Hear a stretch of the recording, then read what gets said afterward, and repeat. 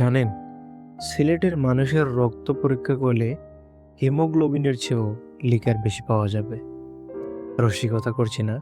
আমাদের সিলেটের জন্ম নেওয়া মানেই হলো দোলনা থেকে সরাসরি চায়ের কাপে ল্যান্ড করা। সিলেটিদের কাছে চা মানে শুধু একটা পানীয় না, এটা আমাদের সোশ্যাল কারেন্সি। কারো বাসায় গিয়েছেন, আপনি পানি খাওয়ার আগে আপনার সামনে চা হাজির হবে। আপনি বলবেন, না ভাই, এই মাত্র কে আসলো। কোনো লাভ নেই। উত্তর আসবে, আরে ভাই, চা তো আর ভাত না, খান। আমাদের এখানে বৃষ্টির আলাদা একটা তাল আছে। যখন মালহিনছড়া বা লাক্কাতুরার পাহাড়ের উপর মেঘগুলো নামে, তখন জানালার পাশে বসে এক কাপ চা ছাড়া জীবনটা একদম অপূর্ণ মনে হয়।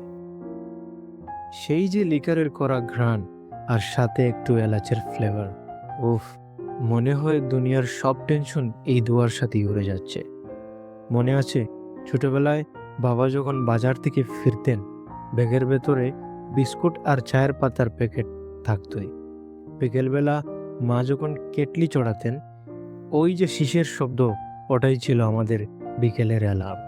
পাড়ার প্রতিটি মোড়ে ঠং দোকানে দেখবেন এখনো ভিড়।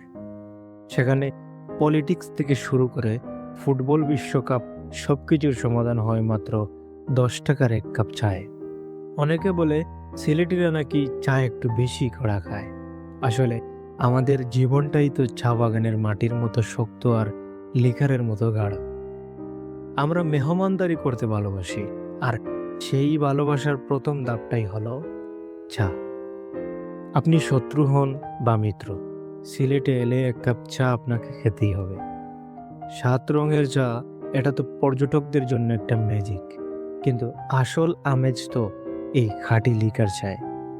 জানেন, প্রবাসে থাকা আমাদের সিলেটের মানুষগুলো যখন দেশে ফেরে, এয়ারপোর্ট থেকে বের হয়েই তারা প্রথম যে জিনিসটা খুঁজে, সেটা হলো চা। এই চায়ের গ্রানে মিশে আছে আমাদের শেকড়, আমাদের পাহাড় আর আমাদের বৃষ্টি। তা অনেক তো কথা হলো, এক কাপ চা হয়ে যাক। চিনি কম না বেশি, কমেন্টে বলে যান।